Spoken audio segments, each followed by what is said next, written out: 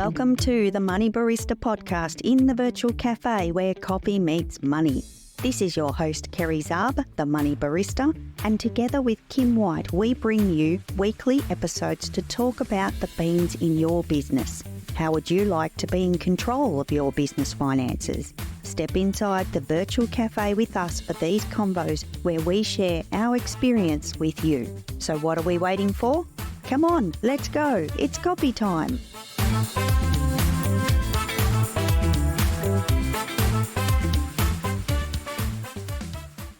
Kim, welcome back to the virtual cafe for another episode.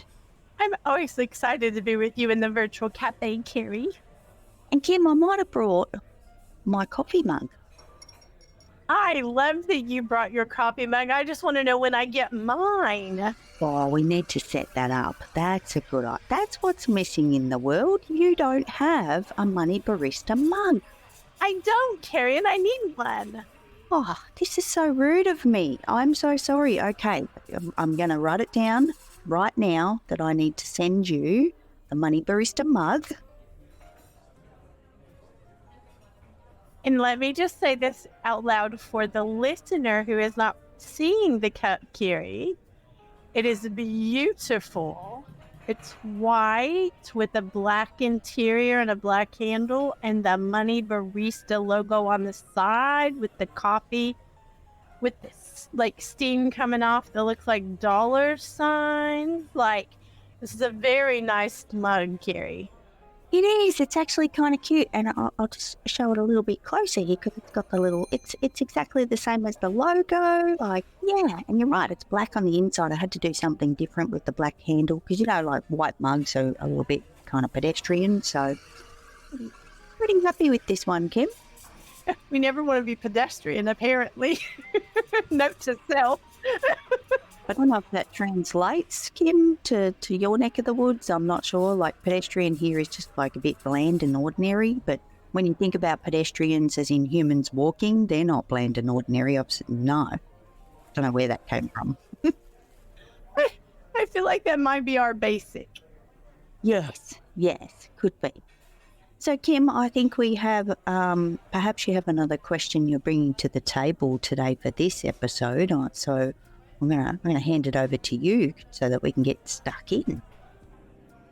I do, Kerry. We got another question from a listener, and it's, if I've got very minimal business expenses, should I be separating business from personal in a tool for my records? And sorry, it sounds like I'm reading because I am. I have to make sure I get the questions right. It's a good question, Kim. I'm glad that you took the time with that one. And I'm immediately drawn to a song. You gotta keep them separated. However, let me say, you don't. So there's not this like you must keep them separated. And I want to say this, in a perfect world, in a beautiful, magical universe that we live in, yes, they would be separated. However, when we're just starting business, Kim, majority of the time it starts with our personal funds. We're going to kick off our business using our own money. Maybe we've got a little bit of savings. Maybe we start a service-based business and it actually doesn't cost us anything to start the business. So therefore, it's really easy to begin with your personal bank accounts, your personal funds, and get to a point at some stage where you do need to separate them. Maybe you've got advice from your accountant to do so, or your business has grown so big. Maybe you're moving into being a company or an LLC, so therefore you need to separate the finances. But when we're small and we're just kind of kicking off and getting started, or it could be a side hustle that you're operating, you don't really need to separate the beans, in my opinion. But you want to keep good records because you do want to make sure that you are creating some history in your business finances so that you can see what's happening, and therefore pulling those expenses and income out and making a little record for yourself even though come tax time, it might still all be bundled under you as a human, but you want to know what's happening. So therefore, there's an element of separation, maybe not a complete separation, but you've got those records behind you to see what's happening. And you might want to see, like, okay, when I started the business, this was my income and this was my expenses. 6 months later, this is where I'm at. I've got this much income, this much expenses. So it's all about the records, Kim. And again, well, I have to confess, I'm a bit of a nerd and I like the numbers. So that's why I would personally be separating them. But even if it's just in theory that you've got that separate record of the business finances. I love it, Carrie. And we want to put this disclaimer really quickly of that this is not like financial advice. This is experience and like opinion wrapped together. I just want to say that out loud, Carrie, because the best place to go and make sure of that is like, make sure what the tax office is what I'm going to say. Make sure what they require and make sure that they are. I just don't want that to be misconstrued because I know what you're saying, Carrie. So I'm just speaking up. Thank you, Kim. Thank you for being my protector and obviously protecting this space and those that are listening as well. Have you ever looked at your bank account or credit card statement and found charges you forgot to cancel? Do you have a sinking feeling that you are spending money on things you no longer use?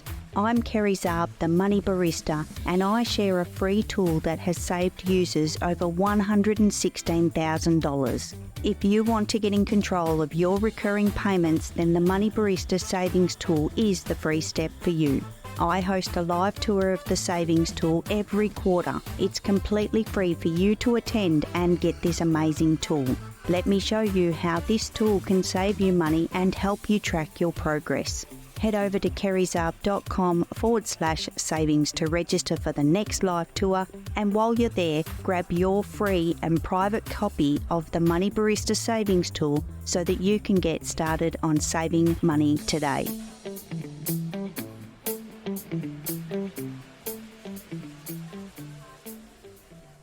We do need to get the right advice for our business finances, and that does come from our tax office, our accountant, and you want to pay attention to those things because if you miss something legal-wise or if you're not doing the right thing with your business finances, you don't want that nasty surprise down the track. So I always tell people to get professional advice from the right person or the right, like tax office, as you said, Kim, and that's really important. So again, coming back into today's question, it is about making sure you're doing the right thing. But at the end of the day, Kim, we also need to have a light lift for ourselves. So I don't want anyone to get overwhelmed with that advice and all of the things. Yes, do what legally you need to, tick those boxes, but then not get kind of sucked down the rabbit hole of all of the technical stuff that comes with that. We've got to try and keep that area simple so that we do want to do the business finances on a regular basis. I love it, Carrie, and I'm going to laugh and just add this little tidbit of they won't normally get you in trouble for not reporting the expenses, but they can definitely get you in trouble for not reporting the income. So it doesn't matter if they're separate or not. I just want to put that little cautionary tale in there, Carrie, that it's very important. It is, Kim.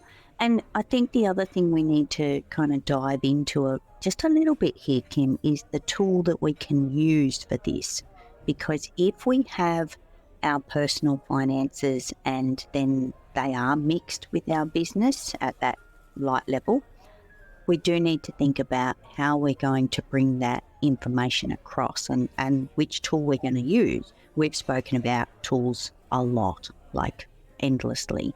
However, I want to be sure that those that are tuning in know that they have a choice, and it can be old school pen and paper.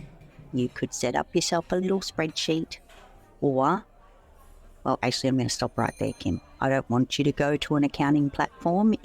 This is one thing I will say, if you have your personal and business finances combined, an accounting platform is probably not the right place for you at this stage, only because it's going to get more complicated in an accounting platform to separate them. And I know that sounds backwards, Kim. I know a lot of people might be confused by this, that, well, hang on, don't these accounting platforms do magical things to make things easier? Yes, they do when you're at the right level. Because if you bring in a very small business mixed with personal finances, it just may not be the right fit in those early stages. So I want to put that caution in there, Kim, that normally a spreadsheet will work quite well. My goodness, Carrie, you always bring such great things to the table when we're talking about. And the tools one, that one is like a major one. That's a major one we get a lot of questions for. So thank you for clarifying all of that. And I'm excited to hear the next questions coming up next week, Kim. Well, me too, Kim. And I want to put this out there as well. And I think I mentioned this last week. When we have these questions come to the table and you and I have a little conversation about them, we're probably going to revisit it at some stage. There will be a future episode because this is what we talk about here in the Virtual Cafe. It is about the business finances, and we want to keep unpacking with you guys. We don't want to, talk about something once and it never sees daylight again. It's always got to resurface, and we might receive a future question that wants to go into this topic a little bit deeper or another conversation deeper, and we're happy to do that because everything in business is not the same. We've all got different businesses in different shapes and sizes that we need to consider. And I'm going to say this again too, Kim, that it will come down to you finding the right thing for you because of that difference between our businesses. It's just not the same. You can't pick up what someone else does and completely replicate that into your business unless you have exactly the same kind of business. But I also want to add, Kim, the numbers are the same. It doesn't matter what industry you're in, the numbers are the same. The income less the expenses equals the profit always comes back to the same, no matter what size or industry. So don't feel alone if you feel like your business is maybe a little bit unique and a little bit different. You're not alone. You are the same as everybody else. However, you're going to find that little system and tool and process that works for you so that you keep good records and so that you do work on your business finances on a regular basis. So I think, what do they call that, Kim? Humans, where there's humans involved. There's definitely humans involved in my world, Carrie. I've got plenty of human going on over here, Kim. Don't worry about that. There is all kinds of Kerry human. That's what I was fixing to say, Carrie, is it's this human that you're looking at right now, this human. Well, Kim, I think that's a wrap for today's conversation. Thank you so much for hanging out with me in the Virtual Cafe. Thank you, Carrie. I'll see you next week. Bye, Kim. Thank you for joining us in the Virtual Cafe studio for this convo about business finances. This production is brought to you by the Money Barista, Kerry Zarb. You can follow the show to be notified of future episodes, and if you're enjoying this podcast, we encourage you to leave a rating or personal review. Until next time, happy biz beans to you.